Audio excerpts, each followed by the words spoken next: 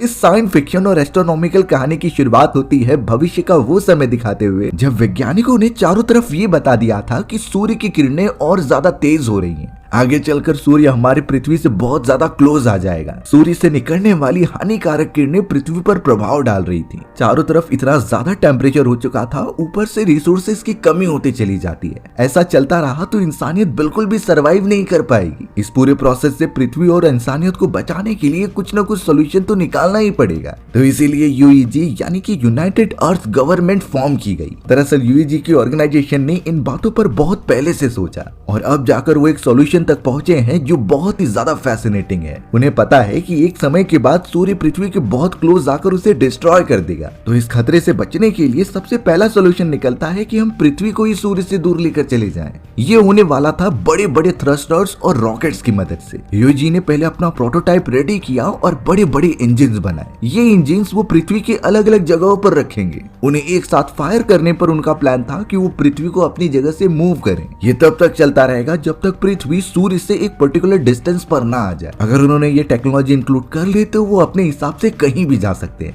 पर इसमें बहुत ज्यादा इन्वेस्टमेंट लगने वाली थी जो एक देश तो नहीं कर सकता था। इसीलिए इस प्रोजेक्ट को कंप्लीट करने के लिए अलग अलग देशों से मदद मांगी जाने लगी। लेकिन ये चीजें इतनी आसान तो नहीं होने वाली, क्योंकि कुछ लोग इस पूरे प्रोजेक्ट से एकदम अगेंस्ट होते हैं। उन ग्रुप के लोगों ने तो बहुत सारे प्रोटेस्ट भी करना स्टार्ट कर दिया, क्योंकि इस प्रोजेक्ट को वो बहुत ही रिस्की मान रहे थे। उन सभी प्रोटेस्टर्स का मानना ये था कि भले ही वो सारे खतरे फ्यूचर में आने वाले हैं, लेकिन यूजी उस फ्यूचर के खतरे को देखते हुए आज क्यों रिस्क ले रहे हैं। ये प्रोजेक्ट पहले से बहुत ज्यादा रिस्की था। पृथ्वी को अपनी जगह से हटाना एक बहुत ही बड़ी बात है, लेकिन आगे चल के पता चला कि इन्वायरमेंट ना मिलने के कारण इंसान मर जाएंगे, तो फिर इन चीजों का कुछ फायदा ही नहीं होगा। इन्हीं बातों को लेकर वो प्रोटेस्ट करते रहते हैं और यूईजी को ये प्रोजेक्ट बंद करने के लिए कहते हैं। रिसोर्सेज की भारी कमी होती जा रही थी और लोग किसी भी तरीके से मार पीट कर अपना गुजारा कर रहे थे। अब हमें यूईजी के ऑर्गेनाइजेशन वालों की एक बैठक दिखाई जाती है। उसमें तो एक जनरल मौजूद थे जिसका नाम जाओ था। जाओ इस बात पर बहुत ज्यादा सोचते हैं कि आखिर क्या किया जाए। तब उन्होंने पृथ्वी पर बहुत सारे थ्रस्टर्स लगाने का पहला पार्ट कंप्लीट करने के लिए कहा। पृथ्वी के साथ साथ वो चंद्रमा के ऊपर भी थ्रस्टर्स लगाएंगे। यानी वो सबसे पहले चंद्रमा के ऊपर टेस्टिंग करना चाहते थे कि उनका ये प्लान काम कर रहा है कि नहीं। जाओ ने तो अपने एक दुश्मन ऑर्गेनाइजेशन जिसका नाम डीएलपी होता है उसे भी पूरी तरीके से रिजेक्ट करने का डिसाइड किया। डीएलपी भी यूईजी की तरह एक ऑर्गेनाइजेशन थी, लेकिन वो डिजिटल सॉल्यूशंस में बिलीव करते थे। जिस तरीके से यूईजी वाले पृथ्वी को दूर भेजने का प्लान कर रहे हैं, उसी तरीके से डीएलपी वालों का ये मानना था कि हम सभी इंसानों को अपनी सारी मेमोरीज एक चिप के अंदर डाल देनी चाहिए। इससे हमारी कॉन्शियसनेस जिंदा रहेगी, हमारी बॉडी खत्म होने के बावजूद भी। लेकिन यूईजी वालों ने डीएलपी के हर एक प्लान को बंद करने का डिसाइड किया। इससे उन दोनों के बीच काफी झगड़े होने लगे, यहाँ तक कि अब डीएलपी ऑर्गेनाइजेशन वाले हैकिंग तक उतर आए थे। वो भी अब यूईजी का प्लान खत्म करने के लिए बहुत तरीके से आतंकवादी अटैक कराते। अब हमें यहाँ यूईजी ऑर्गेनाइजेशन के अंदर जनरल जाओ द्वारा बुलाए गए कुछ लोग दिखाए जाते हैं। ये सब बहुत ही बहादुर सोल्जर्स थे जो मिशन कामयाब होने में उनकी मदद करेंगे। यानी इन सभी को एस्ट्रोनॉमिकल ट्रेनिंग दी जाएगी जिससे कि ये कंप्लीट कर पाए उस प्रोजेक्ट को, जिससे पृथ्वी को अपने पोजीशन से मूव होकर सोलर सिस्टम से बाहर भेज दिया जाएगा। जब यहाँ पर वो सारे सोल्जर्स उस फैसिलिटी के अंदर एंटर कर रहे थे तो उन्होंने देखा कि कई सारे लोग प्रोटेस्ट करने पर लगे हुए हैं। ये वही लोग हैं जो नहीं चाहते कि इस प्रोजेक्ट को कंप्लीट किया जाए। अब उन सभी में से लियो नाम का एक सोल्जर मौजूद होता है। जब वो सभी मिलकर अपने चैम्बर में जाने का ट्राई करते हैं तभी कुछ प्रोटेस्ट करने वाले लोग अंदर घुस गए थे। वो तो अलग अलग टाइप के ब्लास्ट करने वाले छोटे मोटे वेपन्स लिए होते हैं और हमला करने के लिए वो सब जैसे ही आगे बढ़ रहे थे तभी एक फीमेल सोल्जर ने उसे पकड़ा और नॉकआउट कर दिया। इस फीमेल सोल्जर का नाम हैन होता है। लियो ने जब हैन की इस फाइटिंग स्किल्स को देखा तो वो बहुत ही ज्यादा चौंक गया, यहाँ तक कि अब वो हैन को पसंद भी करने लगा था। उन सभी सोल्जर्स का अच्छी तरीके से स्वागत किया जाता है और उस चैम्बर में लेकर जाते हैं जहाँ पर उन्हें ट्रेनिंग दी जाएगी। इस पूरे प्रोसेस में सभी एस्ट्रोनॉट्स को सबसे पहले अंतरिक्ष में मौजूद एक स्टेशन की तरफ भेजा जाएगा, लेकिन ये किसी रॉकेट या फिर स्पेसशिप की मदद से नहीं होने वाला था, बल्कि इसके लिए तो दुनिया की सबसे बड़ी लिफ्ट बनाई गई थी जो उन्हें कैरी करती जाएगी अंतरिक्ष की तरफ। उन सभी को अंदर बिठा दिया जाता है और बहुत ही ज्यादा स्पीड से ऊपर की तरफ लेकर जाने लगे थे। इतनी ज्यादा स्पीड में तो कई सोल्जर सहन भी नहीं कर पाते और वहीं बेहोश हो जाते हैं। इससे इतना पता चल सकता है कि यूईजी ऑर्गेनाइजेशन अपने प्रोजेक्ट को कामयाब करने के लिए कितना आगे निकल चुकी है। एक समय पर इस तरीके की लिफ्ट बनाना सिर्फ एक थॉट हुआ करता था, लेकिन उन सभी ने आखिरकार ये करके दिखा ही दिया है। इस लिफ्ट की मदद से कुछ ही सेकंड्स के अंदर पृथ्वी से अंतरिक्ष में पहुंचा जा सकता था। फिलहाल तो लिफ्ट में मौजूद सभी सोल्जर्स तो बेहोश हो चुके थे, इसीलिए वो स्पेस स्टेशन देख ही नहीं पाते। अब इसी तरीके से उन्हें ऊपर नीचे लेकर जाया जाने लगा ताकि उन्हें आदत पड़ जाए। साथ ही साथ उन्हें हर एक सिचुएशन से लड़ने की ट्रेनिंग दी जाने लगी। सभी सोल्जर्स उसमें बहुत अच्छा परफॉर्म करते हैं और अपना 100% देते हैं। यूईजी को यही लग रहा था कि इस तरीके से चलते रहने के कारण कुछ ही सालों में वो अपना प्लान कामयाब होते हुए देखेंगे। लेकिन उन सभी को बिल्कुल नहीं आइडिया कि एक बहुत बड़ा खतरा उनकी तरफ बढ़ रहा है। अब यहाँ सोल्जर्स की पूरी ट्रेनिंग के दौरान लियो और हैन के बीच काफी अच्छी दोस्ती हो चुकी थी। इनफैक्ट वो दोनों तो एक दूसरे से प्यार भी करने लगे होते हैं। हैन भी लियो के अंदर कुछ इंटरेस्ट दिखाती है जिसे लियो समझ गया था, सिर्फ उसे प्रपोज करने की देरी थी। तो इसीलिए लियो ट्रेनिंग थोड़े टाइम तक छोड़कर बाहर जाता है और वहाँ के गार्ड से कुछ फ्लावर्स मांग कर लेकर आता है। लियो ने तो गार्ड को मनाने के लिए कुछ सिगरेट्स के पैकेट्स दे दिए। अब यहाँ लियो बहुत सारे फ्लावर्स लेकर आ जाता है हैन के पास। वो तो उसे बड़े स्टाइल में प्रपोज कर रहा था कि वो उसे कितना प्यार करता है और उसके साथ अपना फ्यूचर देखता है ताकि वो फैमिली बनाए। हैन का भी चेहरा देखकर लग रहा था कि वो काफी खुश है और उसने लियो को हाँ कर दिया था। अब उसी समय हमें दिखाया गया कि फैसिलिटी के अंदर एक दूसरे बैच वाली सोल्जर्स की टीम आ रही है। ये सभी सोल्जर्स सब एक एक करके फैसिलिटी के अंदर घुसने लगे थे। सभी सोल्जर्स को वापस से लिफ्ट में भेजा जाने लगा ताकि उन्हें एक्सपीरियंस हो जाए। एक समय के बाद उन्हें इन चीजों की आदत पड़ जाएगी और वो और ज्यादा ताकतवर हो जाएंगे। लेकिन यहाँ लियो और हैन ने जब उस दूसरे बैच वाले सोल्जर्स की टीम को नोटिस किया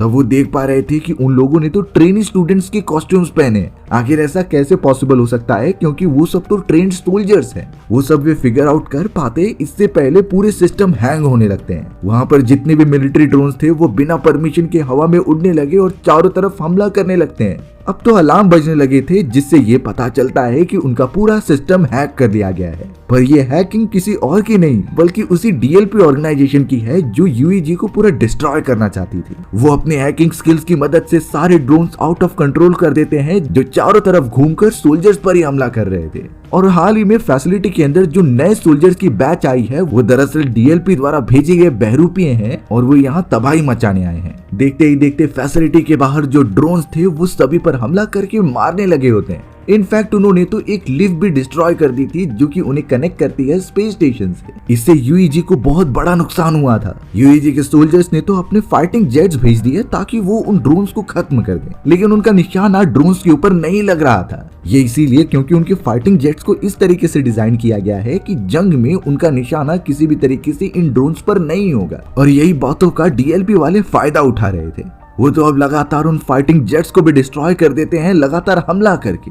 इनफैक्ट अब तो यूईजी के सारे वेपन्स भी डिस्ट्रॉय हो चुके होते हैं। उनका पूरा सेंटर भी बहुत ज्यादा डैमेज हो चुका था। अब तो फैसिलिटी में घुसे हुए सारे टेररिस्ट मिलकर प्लान करते हैं और जितने भी वहाँ ट्रेनी सोल्जर्स थे उन्हें अपनी जगह पर ही लॉक कर देते हैं। वहाँ की एंट्रेंस और सारी चीजें से लेकर हैक कर दी गई थी और उन्हें उस समय के लिए बंद कर दिया गया था। लियो का एक साथी तो उन टेररिस्ट से लड़ने की कोशिश भी करता है, बट एक टेररिस्ट उसे पकड़कर बहुत मारने लगा था। बेचारा लियो का दोस्त कुछ कर भी नहीं पाता और एकदम घायल होकर नीचे पड़ा रहता है। अब यहाँ लियो को भी अंदाजा हो चुका था कि आसपास क्या हो रहा है, इसीलिए उसने हैन को वहीं पर रहने के लिए कहा और उस जगह से मेन एरिया में आने का ट्राई करता है। डोर लॉक हो चुके थे तो इसीलिए लियो ने वहाँ के सिस्टम में कुछ हेर बदल की और डोर को ओपन किया। अब तो लियो के ऊपर भी कई टेररिस्ट ने हमला कर दिया था। लियो भी उन सभी से बहादुरी से लड़ता है और उन्हें एलिमिनेट करने का ट्राई करता है। उसे तो वो अपना घायल साथी भी मिल गया था जिसकी हालत खराब होती है। उसे ट्रीटमेंट की सख्त जरूरत थी, पर सबसे पहले इन सारे टेररिस्ट को मारना इम्पोर्टेंट है।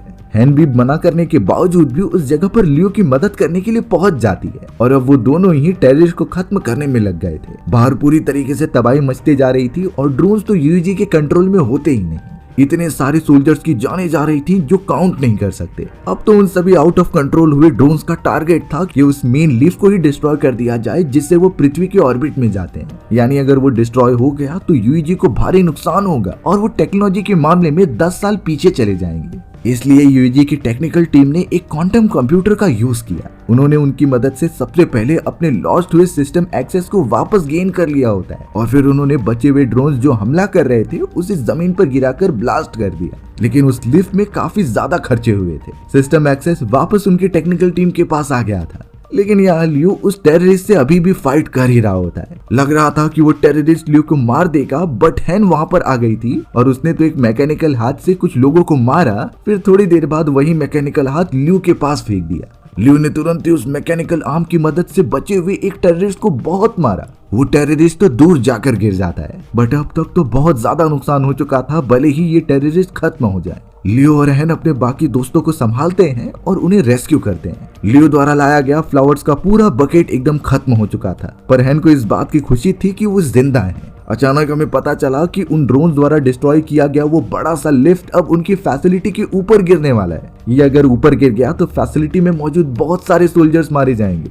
बाद में पता चलता है कि बचा हुआ वो लास्ट टेररिस्ट ने ये काम किया था। उसने वहां लगाया गया एक बॉम्ब ब्लास्ट कर दिया था, जिससे कि वो बड़ी लिफ्ट फैसिलिटी के ऊपर गिर जाए। टेररिस्ट तो वहां से कहीं दूर चला जाता है। किसी भी तरीके से सभी लोग अपनी जान बचाकर फैसिलिटी से बाहर निकलते हैं, बट वो लिफ्ट अब आधे से ज्यादा पार्ट को डिस्ट्रॉय कर चुका था। सबसे अच्छी बात होती है कि लियो और हैन एकदम सही सलामत होते हैं। बाद में फिगर आउट करने पर पता चलता है कि टोटल 2000 सोल्जर्स और लोगों की जानें गई हैं। कई सारे लोगों को इंजरीज हुई थी और उनके बचने के चांसेस भी कम थे। इतना भारी नुकसान यूईजी को पहली बार उनकी लाइफ में हुआ होता है। शायद अब इन चीजों को वापस से बिल्ड करने के लिए उन्हें कई साल लग जाए। और जो सभी लोग यूईजी के अगेंस्ट हुआ करते थे, उनका तो अब विश्वास पूरी तरीके से उठ गया होता है। यानी वो आगे चलकर भी यूईजी पर कभी भरोसा नहीं करेंगे। ऐसा लग रहा था कि यूईजी खुद की प्रोटेक्शन नहीं कर पा रहा है, तो वो अर्थ को क्या बचाएगा। एक तरीके से यूईजी ऑर्गेनाइजेशन का सभी के सामने बदनामी हुई होती है। इस बदनामी को क्लियर करने के लिए पता नहीं उन्हें क्या करना पड़ेगा, बट फिलहाल हर एक सोल्जर्स को अच्छी ट्रीटमेंट की जरूरत है। चारों तरफ अब और भी ज्यादा दंगे फसाद होने लगे थे और लोग तो प्रोटेस्ट करते ही जाते हैं। यूईजी का इतना भारी नुकसान हुआ था और कई सोल्जर्स मारे गए थे। इससे बाकी सभी लोगों का भरोसा उन पर से उठ चुका था। सभी लोग तो बचे खुचे यूईजी ऑर्गेनाइजेशन को भी हमेशा के लिए खत्म करने की मांग करते हैं। उन्हें ये प्रोजेक्ट नहीं चाहिए था जो आगे चलकर पृथ्वी को डिस्ट्रॉय कर दे। अब हमें यूईजी ऑर्गेनाइजेशन के एक प्रेस कॉन्फ्रेंस में दिखाया जाता है, जहाँ जनरल जाओ बैठे हुए थे। उन्होंने एक लेडी को अपना स्पीच दिया था जो कि उसे पढ़ रही थी। ये एक तरीके से मोटिवेशनल स्पीच होती है जो उसके एम्प्लॉयज को प्रोजेक्ट पर सस्टेन रहने पर मदद करेगा। देखने से साफ पता चलता है कि जनरल जाओ भी इस पूरे प्रोसेस से होप हार चुके थे। उन्हें ये नहीं समझ रहा था कि आगे चलकर वो अपने प्रोजेक्ट में कामयाब हो भी पाएंगे कि नहीं। थोड़े ही देर में उनके पास एक अमेरिकन एम्बेसडर आ जाता है। उसने जब जनरल जाओ से बात की तो पता चला कि वो उनके प्रोजेक्ट में इन्वेस्ट करने के लिए रेडी है और जनरल जाओ भी एक और मौका मांग रहे थे ताकि वो अपने प्रोजेक्ट पर वापस से अच्छी तरीके से काम कर सके। देखकर यही लग रहा था कि जनरल जाओ इस बार पूरा ट्राई करने वाले हैं अपने प्रोजेक्ट को कंप्लीट करने का। इस पर अप्रूवल मिलने के बाद वो अपने प्लान में लग भी गए थे। अब हमें ये पता चलता है कि यूईजी वालों ने कुछ एस्ट्रोनॉट और वैज्ञानिकों को मून के ऊपर भेजा है। ये इसीलिए ताकि वो मून के ऊपर सबसे पहली टेस्टिंग करे अपने थ्रस्टर्स और रॉकेट्स का। हमें तो कुछ सोल्जर्स क्रायो स्लीप से उठते हुए दिखाए जाते हैं। उन्हीं में से एक वैज्ञानिक था जिसका नाम हैंग्यू होता है। हैंग्यू सबसे पहले उठकर उस बेस को कंट्रोल करने वाले एक एआई को टेस्ट कर रहा था। वहाँ पर जो भी एआई सिस्टम बनाए जाते हैं वो 550 सीरीज के होते हैं। जो करंट सिस्टम वो यूज कर रहे थे वो 550A होता है। हैंग्यू ने उस एआई को भी जांचा और लैपटॉप की स्क्रीन पर अपनी बेटी की वीडियोस देखने लगा। उसकी बेटी का नाम याया होता है और शॉकिंग बात तो ये थी कि कई साल पहले उसकी बेटी कार दुर्घटना में मारी गई। ये सब उसके दिमाग के कुछ विजन्स होते हैं जो कि वो एआई की मदद से चला रहा था। हैंग्यू भले ही यहाँ पर ये मिशन करने आया होता है, लेकिन उसका एक और एम था कि वो इस एडवांस एआई की मदद से अपनी बेटी के सारे विजन्स को एक अलग ही फॉर्मेट में कन्वर्ट करे। अब उस जगह पर सभी लोग उठ जाते हैं अपने क्रायो स्लीप में से, जहाँ पर उनका एक लीडर जिसका नाम जिंग था वो सभी को अपना काम समझाने लगा था। यहाँ जिंग जब हैंग्यू से मुलाकात करता है तो वो उससे खुश हो गया था। वो तो उसे भी अपने प्लान में शामिल करता है ताकि वो हेल्प कर सके। उन सभी का सबसे पहले काम था कि एआई का एक नया वर्जन पूरे स्टेशन पर एस्टेब्लिश करना था। यानी ये वर्जन होता है 550C। तो हैंग्यू अब जिंग की मदद करने लगा उस पूरे एआई को यहाँ पर एस्टेब्लिश करने के लिए। थोड़ी देर के अंदर ही सारी चीजें एकदम से नॉर्मल हो जाती हैं और वो फंक्शन प्रॉपरली कर रहे थे। जिंग और हैंग्यू पहले से ही एक दूसरे को जानते थे। थोड़े काम खत्म करने के बाद जिंग हैंग्यू के पास आकर उसे अपनी एक मेमोरी चिप देता है। ये उसके दिमाग की मेमोरी की चिप थी जिससे कि हैंग्यू को कुछ काम होगा। इस मोमेंट पर हैंग्यू थोड़ा अपने पास्ट के बारे में सोचने लगा कि आखिर उसके साथ हुआ क्या था। कई साल पहले जब वो अपनी वाइफ और बेटी के साथ एक कार में जा रहा होता है तो बहुत बुरी तरीके से उसका कार का एक्सीडेंट हो गया। उस एक्सीडेंट में हैंग्यू की वाइफ तो वहीं पर मर गई थी, बट उसकी बेटी को भी बहुत ज्यादा चोट लगी थी और वो कोमा में चली गई होती है। हैंग्यू समझ गया था कि उसकी बेटी के बचने के बहुत कम चांसेस हैं। उस समय हैंग्यू कहीं और नहीं बल्कि डीएलपी ऑर्गेनाइजेशन में ही काम करता था और अपनी बेटी को बचाने के लिए वो डीएलपी वालों लोग के पास चला गया। हैंग्यू का मानना था कि उसकी बेटी अगर मर जाएगी तो उसकी सारी दिमाग की कॉन्शियसनेस वो चिप में डाल देंगे। यही सेम एजेंडा और प्रोजेक्ट पर भी डीएलपी वाले काम करते थे, लेकिन डीएलपी वालों ने मना कर दिया ये कहकर कि अभी उनकी टेक्नोलॉजी डेवलप नहीं हुई है। उस समय हैंग्यू की मदद जिंग ने की थी। दोनों उस समय डीएलपी में ही काम किया करते थे। तब जाकर जिंग ने बताया कि हमारे पास जो एआई है वो 550A है, और 550A की मदद से जिंग ने हैंग्यू की बेटी याया की सारी कॉन्शियसनेस ट्रांसफर कर ली थी। इससे होगा ये कि आगे चलकर याया के मरने के बाद भी हैंग्यू किसी एडवांस एआई की मदद से उसे जिंदा रख सकता है। तब से लेकर आज तक हैंग्यू यही चाह रहा था कि वो इससे भी एडवांस एआई बनाए और उसके अंदर अपनी बेटी की कॉन्शियसनेस वाली चिप ऐड कर दे। हैंग्यू तो उस मून के बेस पर जिंग को अपनी बेटी की वीडियोस दिखाता है और उसके कॉन्शियसनेस शो करता है। हैंग्यू चाहता था कि वो एआई के एडवांस वर्जन यानी कि 550C के अंदर उसे कनेक्ट करे। इस मॉडर्न एआई के अंदर इतनी टेक्नोलॉजी है कि वो उसकी बेटी की कॉन्शियसनेस अच्छी तरीके से बना कर रख सकता है, लेकिन जिंग के हिसाब से ये खतरनाक हो सकता है। हमें अभी 550A से ही काम चलाना होगा। हैंग्यू बेचारा थोड़ा सा उदास हो गया इन बातों को सुनकर।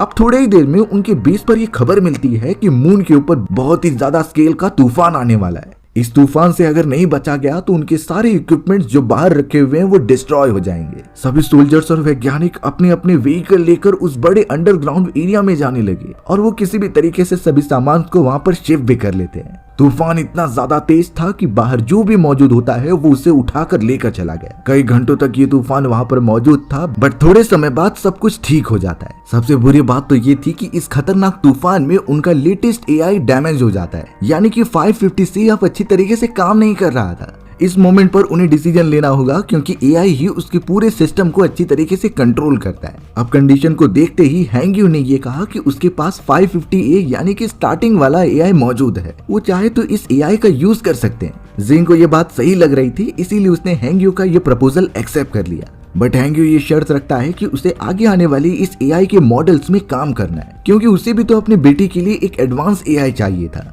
अब उस पूरे बेस स्टेशन के ऊपर 550A ही काम कर रहा होता है। सभी एस्ट्रोनॉट्स और वैज्ञानिकों ने मिलकर वहां पर अपना सबसे पहला प्रोजेक्ट कंटिन्यू करना स्टार्ट किया। उन्होंने तो बहुत बड़े बड़े इंजन और रॉकेट चंद्रमा के अलग अलग जगहों पर प्लेस कर दिए थे। एआई की मदद से अब उसे ट्रिगर किया गया। इसमें इतनी ज्यादा पावर लगती है कि पूरा चंद्रमा एकदम से हिलने लगा था। सभी एस्ट्रोनॉट एकदम से कॉन्शियस थे कि ये काम करेगा भी कि नहीं। वहाँ बहुत ही हाई अमाउंट में एनर्जी फायर की गई, जिससे कि खुशी की बात पता चली कि चंद्रमा अपने प्लेस से थोड़ा सा आगे बढ़ गया है। ये बहुत ही ज्यादा खुशी की बात थी क्योंकि वो अपने मिशन में धीरे धीरे आगे बढ़ रहे थे। अब इस छोटी सी सफलता के बाद वैज्ञानिकों को इतना अंदाजा तो लग गया कि कुछ ही सालों में इनकी मदद से वो चंद्रमा को भी दूर भेज देंगे। इस पूरे प्रोसेस का रिपोर्ट भी पृथ्वी पर भेज दिया गया था। यूएजी के सभी वैज्ञानिक इस बात से बहुत खुश होते हैं और इस न्यूज को चारों तरफ फैलाना स्टार्ट कर दिया गया। वो सारे प्रोटेस्टर्स जो यूएजी के इस प्रोजेक्ट को एकदम बेकार मानते थे, उनकी भी थॉट प्रोसेस चेंज होने लगे। ऑब्वियस बात थी क्योंकि उनके सामने तो प्रोजेक्ट का असली रिजल्ट दिखाई दे रहा था। चंद्रमा अपनी पोजीशन से दूर हट गया होता है। बहुत ही अच्छा रिस्पांस मिलने के कारण अब ये प्रोसेस स्टार्ट कर दिया गया कि वो पृथ्वी पर भी इन रॉकेट्स का यूज करेंगे। जल्द से जल्द पृथ्वी पर डिसाइड किए गए लोकेशन के ऊपर उन थ्रस्टर्स एंड रॉकेट को प्लेस कर दिया गया। बहुत ही ज्यादा अमाउंट में एनर्जी प्रोड्यूस करते हुए वो फायर करने लगे। थोड़े समय तक यही प्रोसेस चलता रहता है और फिर बाद में अचानक यूएजी के सारे स्क्रीन्स ब्लैंक हो गए थे। एक समय पर लगा कि उनका प्रोजेक्ट फेल हो चुका है, लेकिन जब वैज्ञानिकों ने पृथ्वी की पोजीशन की एनालिसिस की तो पता चलता है कि वो अपनी पोजीशन से थोड़ा सा पीछे हटी है, यानी उनका ये प्रोजेक्ट सच में काम कर रहा है। इसके सारे सबूत सामने पेश किए जाते हैं तो सभी खुश हो गए। अब तो सभी लोगों का थॉट प्रोसेस एकदम से चेंज हो गया था और सब पॉजिटिवली ले रहे थे। इसी तरीके से अब डिसाइड किया गया कि कुछ ही सालों के अंदर वो पृथ्वी और चंद्रमा को साथ में सौर मंडल के बाहर भेज देंगे। पर उन्हें क्या पता कि इस प्रोसेस से आगे कितने ज्यादा खतरे आने वाले हैं। इंसानियत की तबाही अपने चरम सीमा पर होगी। धीरे धीरे इसी तरीके से साल बीतते चले जा रहे थे और पृथ्वी और चंद्रमा को अपनी पोजीशन से दूर ढकेला जा रहा था। यूएजी वालों को पब्लिक की तरफ से काफी अच्छा रिस्पांस मिल रहा था, इसीलिए उन्हें फंडिंग भी अच्छी हो रही थी। उन्होंने भारी मात्रा में इंजन्स और एआई को बनाना स्टार्ट कर दिया। अब उस पूरे प्रोसेस को 550C यानी कि अपडेटेड एआई ही कंट्रोल करता है। गवर्नमेंट ने तो अंडरग्राउंड बंकर्स बनाना स्टार्ट कर दिया था, लेकिन वहां पर जाने के लिए सभी को पास की जरूरत होती थी। इस पास को लेने के लिए बहुत ही भारी अमाउंट चुकाना पड़ता था, जो नॉर्मल लोगों की बात तो नहीं होती। अब ये पता चलता है कि पृथ्वी की रोटेशन पहले से बहुत कम हो चुकी है। एक दिन में 24 नहीं बल्कि अब 50 घंटे हुआ करते थे। पृथ्वी के रोटेशन में इस तरीके के डिस्टर्बेंस के कारण कई नेचुरल डिजास्टर्स भी होने लगे। समुद्र में तो बड़ी बड़ी लहरें उठने लगी होती हैं और सोलर रेडिएशन भी काफी ज्यादा फैल चुका था। इसका असर डायरेक्टली ह्यूमंस की हेल्थ के ऊपर पड़ता है। कई लोग तो सोलर रेडिएशन के डायरेक्ट कांटेक्ट में आने पर कैंसर के शिकार हो चुके थे। उनका इलाज भारी पैमाने पर किया जा रहा था। पता नहीं यूईजी ने इन चीजों के बारे में पहले क्यों नहीं सोचा, क्योंकि ऑब्वियस बात थी कि पृथ्वी को उसकी पोजीशन से हटाना मतलब वहाँ के नेचुरल रिसोर्सेस और उसके बनावट में चेंजेस करना। अब तो पृथ्वी के चारों तरफ मौजूद ओजोन लेयर भी काफी कम हो चुकी थी, यानी सोलर फ्लेयर से बचाने के चक्कर में उन्होंने पूरी तरीके से खतरों को आमंत्रित कर दिया था। फिर भी यूईजी वाले ये डिसाइड करते हैं कि वो अपने प्लान में आगे बढ़ते ही रहेंगे। अब हमें यहाँ लियो और हैन को दिखाया जाता है, जिन्होंने एक दूसरे से शादी कर ली थी। उनका एक छोटा बच्चा भी होता है और वो तीनों अपनी लाइफ अच्छे से गुजार रहे थे। लेकिन लियो को यहाँ पर थोड़ी सी टेंशन होती है, क्योंकि उनके पास कोई पास नहीं था। उसे अपने बच्चे के लिए पास लेना था ताकि वो अंडरग्राउंड एरिया में जाकर सेफ रहे। साथ ही साथ उसे बहुत ज्यादा टेंशन थी अपनी वाइफ हैन की, क्योंकि रेडिएशन के कारण वो भी इन्फेक्टेड है और उसे कैंसर हो चुका है। उसका ट्रीटमेंट भी बहुत ही ज्यादा कॉस्टली था। तो ऑब्वियस बात थी कि लियो को मनी जमा करने के लिए अपने काम पर वापस लौटना ही होगा। इस मोमेंट पर दिखाया गया कि एक फादर अपनी फैमिली को बचाने के लिए कुछ भी कर सकता है, चाहे इसके लिए उसे अपनी फैमिली से दूर भी रहना पड़े। वहाँ हैंग्यू तो सभी वैज्ञानिक और जिंग के साथ मिलकर तो एआई के अपडेटेड वर्जन्स को बनाने में लग गया था। उन्होंने 550W नाम के एआई को बनाने का प्रस्ताव पारित किया। अगर ये एआई बन गया तो हैंग्यू की बेटी याया को अच्छा खासा विजन मिल जाएगा। इसी तरीके से अब कई साल बीत चुके थे। हमें अब लियो दिखाया गया, जो एक नॉर्मल सोल्जर से होकर एक चीफ की पोजीशन पर पहुंच जाता है। लियो को तो हेडक्वार्टर में बिठाकर कुछ पूछताछ की जा रही थी। वहाँ का एडवांस एआई लियो की टेस्टिंग कर रहा था कि आगे आने वाले मिशन में वो काम कर सकता है कि नहीं। एआई को समझ में आ गया कि लियो के पास काफी सारी अच्छी स्किल्स हैं, लेकिन वो अपने फैमिली प्रॉब्लम से जूझ रहा है। उसे अपनी वाइफ और बेटे का बहुत ज्यादा टेंशन है, तो वो इस तरीके से काम नहीं कर सकता। एआई ने साफ कह दिया कि तुम्हें मिशन में आगे नहीं बढ़ना है और अपनी फैमिली का जाकर ख्याल रखो। बट लियो इसके अगेंस्ट कहता है कि मैं उन्हें प्रोटेक्ट करने के लिए ही काम करने आ रहा हूँ, मुझे अपने बेटे के लिए पास चाहिए। वहाँ से दूसरी तरफ हैंग्यू भी बैठकर ये सारी चीजें देख रहा था। उसे तो अपनी बेटे की याद आने लगी लियो की बातें सुनकर। लियो को अब कोई भी रिजल्ट नहीं मिलता, तो वो अपनी वाइफ और बेटे के पास आ जाता है थोड़ा क्वालिटी टाइम स्पेंड करने के लिए।